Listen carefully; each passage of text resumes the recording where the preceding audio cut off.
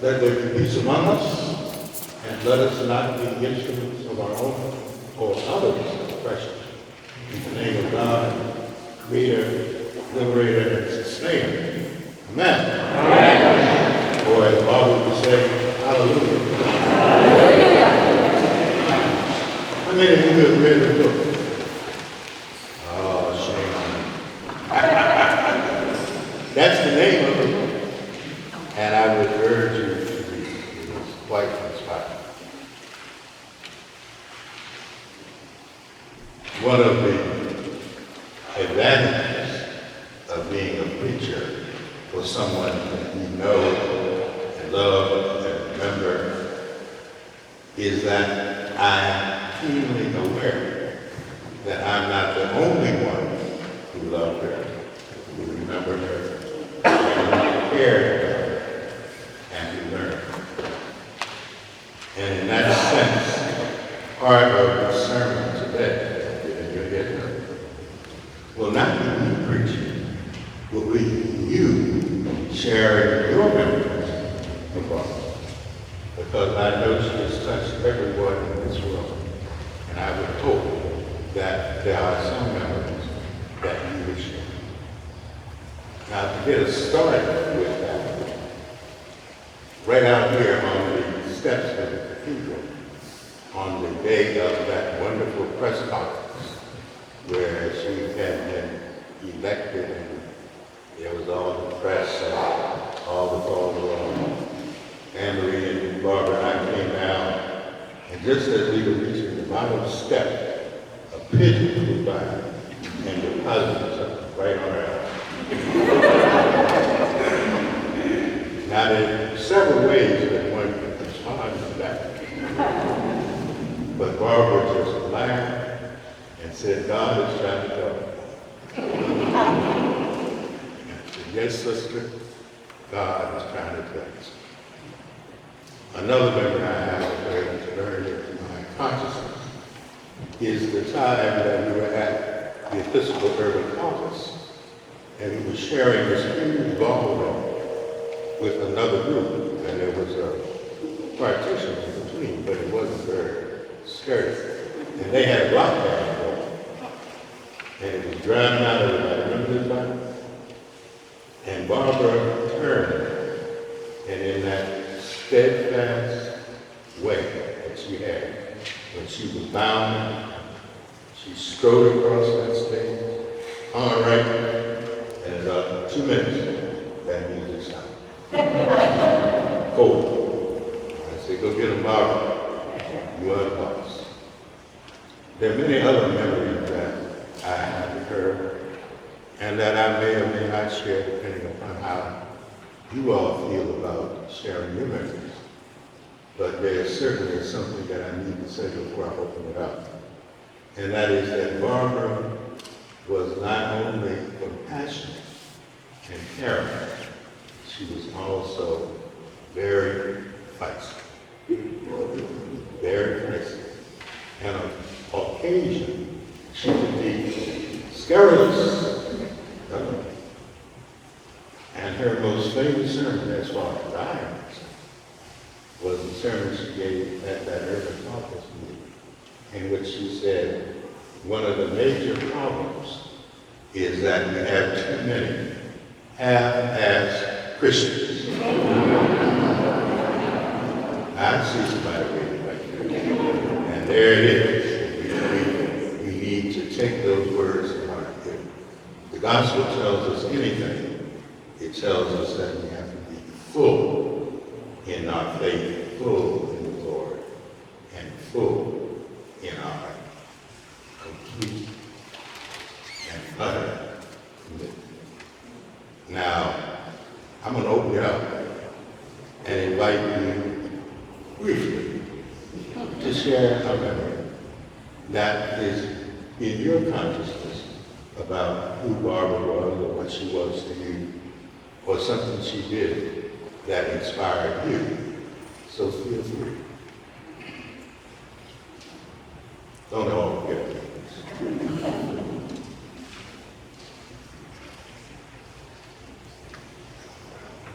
I'm shocked. I'm looking at people that I know those stories. And I will add to the story you just told. Okay. Is that the Mississippi Let me bring the microphone to her. convention you were talking about? Urban farmers? Yes, ma'am.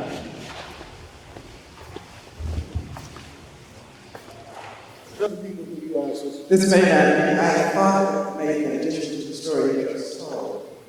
The one I remember is when the caucus met in Jackson, Mississippi. And is this the one? We were in Hartwell celebrating, and we had a beautiful gospel choir come to sing. In the next room was Canon. And his group became so loud that we couldn't hear the gospel choir in our room. At which point, Barbara left our room and went over and started over to where Trent Locke was. And Locke, I guess, had the same idea. And he had started to where we were and met in the hall and had words. And at some point, he said to her, "Do you know who I am?" And she pulled herself up and looked at Trent Locke and said, "Do you know who I am?" Anyway, they continued, and finally, it was one of those ballrooms, you know, where they had that sliding, separated partition. It did get more quiet on the other side, and we were able to finish. The addition to this is that 2 months later, I grew up, I spent all my teenage years in Mississippi, Jackson. And it was my 40th anniversary, college anniversary, and I was going back. And it just so happened that my class, the school, Tougaloo College, had rented the same hotel for, and of course the prices were cut for those kids who came like that. And somehow I missed the deadline. And I called and said I wanted to register, and they said to me that I could register, but that I had missed the deadline. And I would have to pay full price for the hotel. And I said, fine. Oh, let me just back up 1 minute. The day after the confrontation between Barbara and Trent Locke, every one of us got a letter of apology slipped under our door at the hotel. So they apologized to us for what had happened. So we're fast forward now to my college reunion. And I was just about to hang up the phone, and they were charging me the full rate. And then the person on the other end of the phone said, "You've been here before." I said, "Yes, I was there with the Episcopal Congress several months ago." And the woman said, "Oh, listen, you can have the rate that the school originally booked you at if you would like that rate." And I attributed all of that to their memory of Barbara and Trent Locke and the confrontation they had.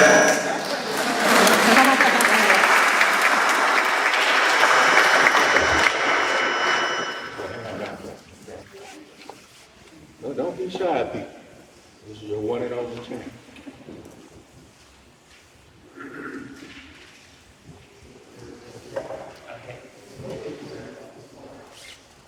So, a memory I have with Barbara, I actually have a couple, but this one is sticking out to me right now. A friend of mine's wife passed away in the summer of 2017, and she went to the funeral service, and I was there too. And what I remember is that there was this hymn sung. It was from the 1940 hymnal. And I was seated in the row right across from Barbara. And I could see Barbara singing that hymn, no book, from memory, and that was just so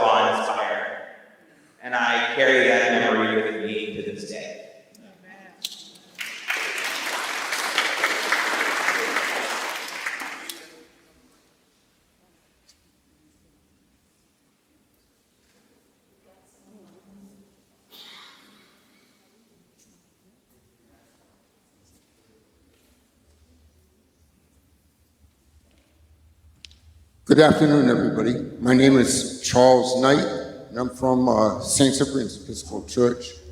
And bit of irony, when Bishop Harris was consecrated, our acolytes were the lead acolytes for that service.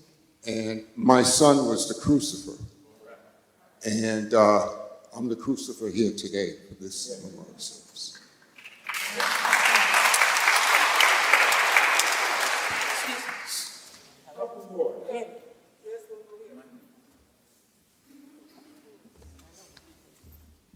Good afternoon. My name is Leslie Gord. I'm also from St. Cyprian's. I remember when my son, who is now 33, was going to St. Augustine's camp. And that was one of the best things for him during the summer. For me, too. I got rid of him. But Bishop Harris came to me one Sunday after she had seen him at the camp. She said, I got to tell you, I got Nicholas pretty good. I said, oh, really? She said, yeah. I went up to Nicholas. I said, you know, Nick, you are one of my favorite young people in the church. And he said, well, thank you. He said, Bishop Harris, you're one of my favorite bishops in the church. And that's always been a joke for all of us. And what were you going to say, Nick? Never mind. Never mind.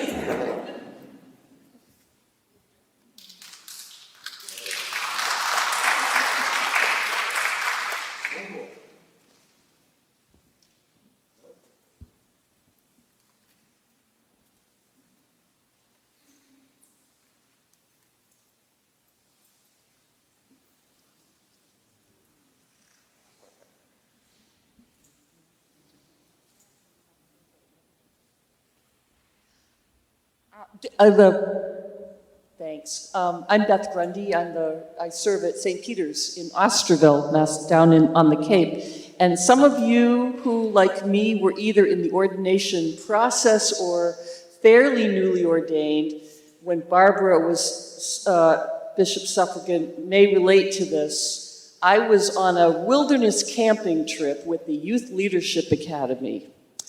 And I don't think you were there, Jep, no. But there was another young man who was he was a postulant for holy orders, and he was very enthusiastic about this wilderness camping trip. And he said, you know, I think it would be great if the postulants and candidates all went wilderness camping together with the bishops.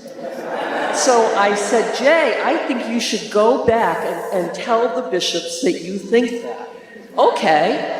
He said, and so it was a couple of weeks later, and I was up on what was then known as the 5th floor, leaning over someone's cubicle, talking to them, and all of a sudden I heard, Beth Grundy, I've got a bone to pick with you.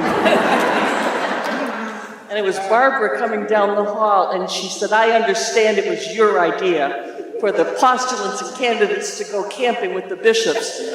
Well, I am here to tell you that the suffragan bishop is not going wilderness camping.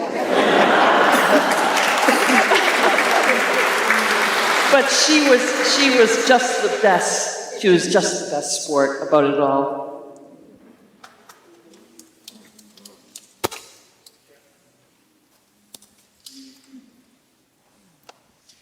Hi, I'm Jim Woodworth. I started working here in '92. That's when I met Barbara. And I thought of Barbara as my buddy. Now I know she was a bishop, and she was famous, and she was a leader, and she was all those things and more. But Barbara and I would get together for a smoke and a joke. And we had incredible fun together. And it wouldn't have mattered to me if she was a bishop or a sexton or an accountant in the treasurer's office or anything else. Barbara was my buddy. We liked to share a smoke and a joke.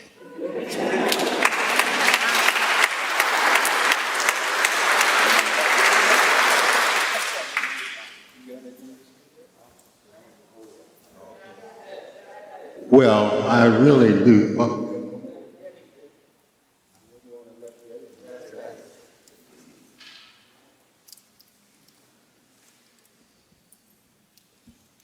I'm Debbie Hines, and Barbara was jealous of my physique.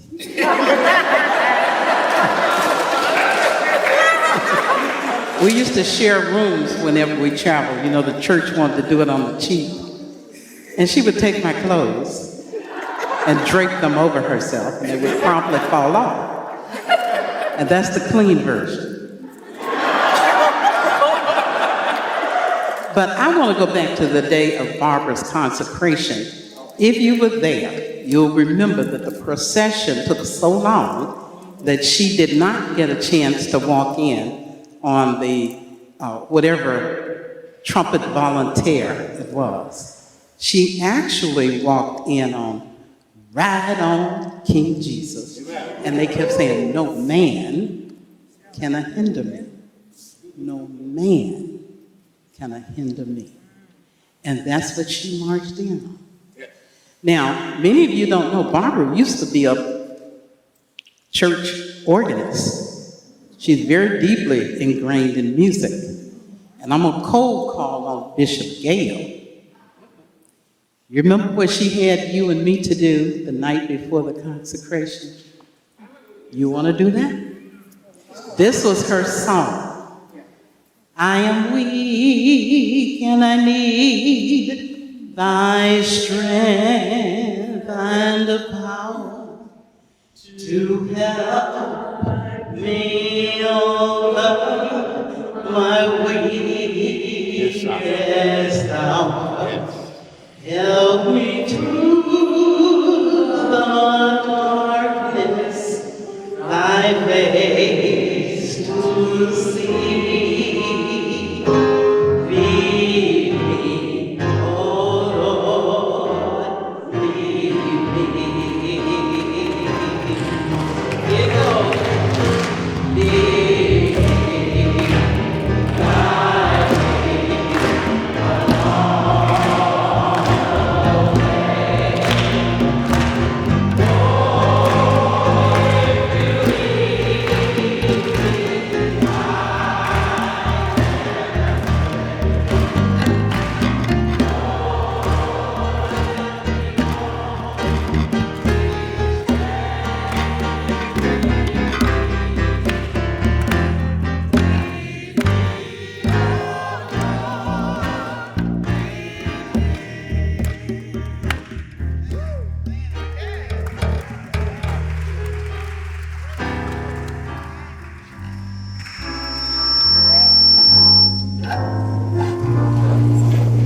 Well, thank you all very much for sharing and uplifting us with those memories, with the song. The one thing we didn't have was poetry. Anybody want to offer a brief poem? That's a challenge, isn't it? That's okay. I'm not going to charge anybody for that. You guys have been very, very good. I only have one final thing to say. Barbara embodied my 3 rules of spiritual discipline. She lived them, she enacted them, and she perfected them. The first rule is never believe your own propaganda.